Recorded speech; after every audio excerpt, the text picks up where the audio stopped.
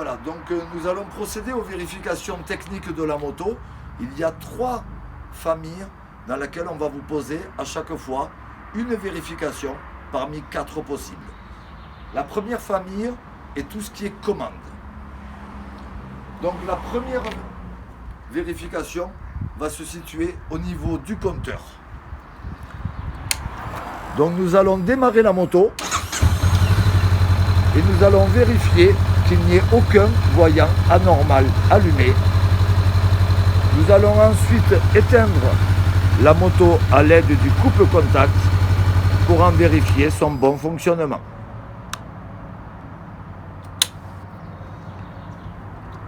La deuxième vérification que l'on peut vous demander est tout ce qui concerne câble d'embrayage et poignée d'accélérateur. Donc au niveau de l'embrayage qui se situe ici, nous allons vérifier que la poignée est un jeu, une garde de 5 mm et nous allons vérifier que le câble ne soit pas effiloché. La poignée d'accélérateur doit avoir une rotation souple et libre à l'accélération comme à la décélération, éventuellement un léger jeu latéral. La troisième vérification va concerner tout ce qui est direction. Nous ne pouvons pas le vérifier lorsque la moto est posée sur sa roue avant. Il faudrait donc délester, soulever la roue avant. Et lorsque nous tournons le guidon de gauche à droite, il ne doit pas y avoir de point dur au niveau de la direction. S'il y a un point dur, alors cela veut dire que vos roulements de direction, situés ici et ici, sont à changer. La quatrième vérification concernant cette famille va concerner tout ce qui est niveau de liquide de frein. Donc le niveau de liquide de frein se passe de l'autre côté de la moto.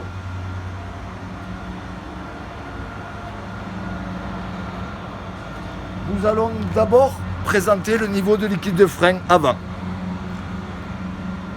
Il est visible à l'aide de cet hublot.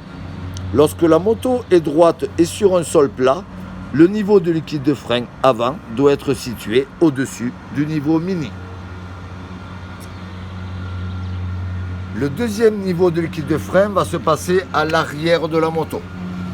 Lorsque la moto est droite et sur un sol plat, le niveau de liquide de frein doit être entre le mini et le maxi. Et voici pour la première famille. La deuxième famille va concerner tout ce qui est éléments techniques. Il va encore y avoir 4 vérifications possibles. On peut vous parler des pneumatiques. Donc nous allons le faire sur un pneumatique arrière. À l'aide d'un compresseur, nous allons vérifier la bonne pression du pneumatique. Nous allons vérifier que la profondeur minimale des sculptures ne soit pas inférieure à 1 mm. Nous allons vérifier qu'il n'y ait pas de clous dans la bande de roulement. Et nous allons vérifier qu'il n'y ait pas d'hernie ni de déchirure au niveau des flancs. Un flanc sur une moto est très fragile. Aussi, il faut vraiment vérifier l'état du flanc. La deuxième vérification possible va concerner tout ce qui est suspension. Au niveau de la suspension avant, située ici, nous allons vérifier qu'il n'y ait pas de fuite d'huile au niveau des joints à lèvres qui se situent à l'intérieur du tube de fourche.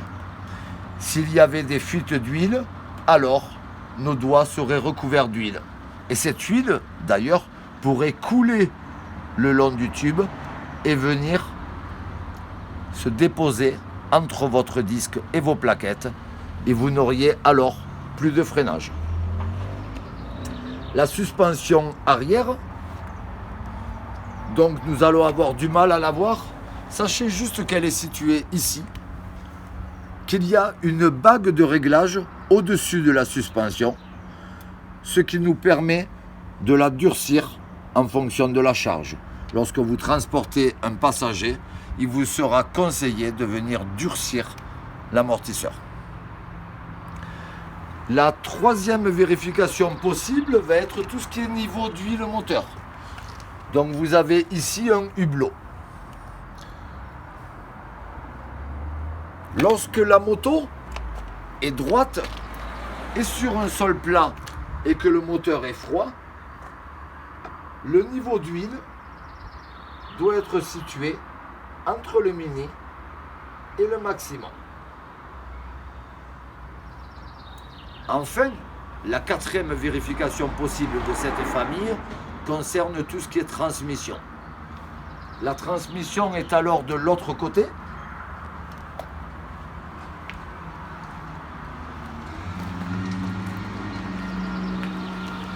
Ici, nous avons une transmission par chaîne.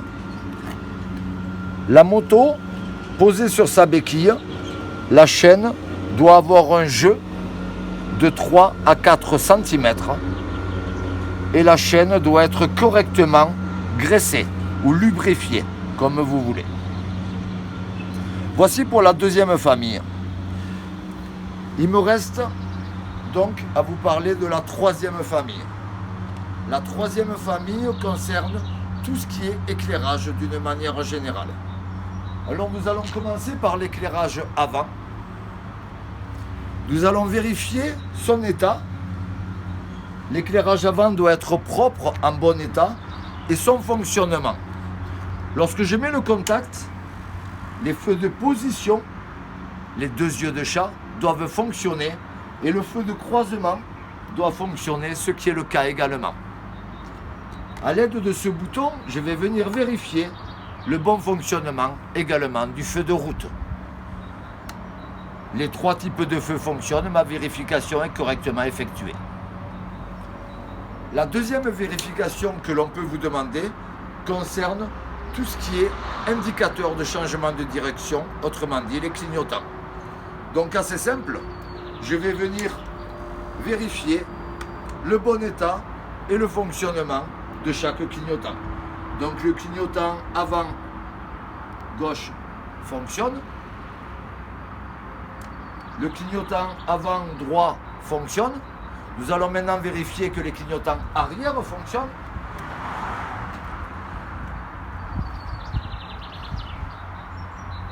Donc le clignotant arrière droit est propre, en bon état et fonctionne.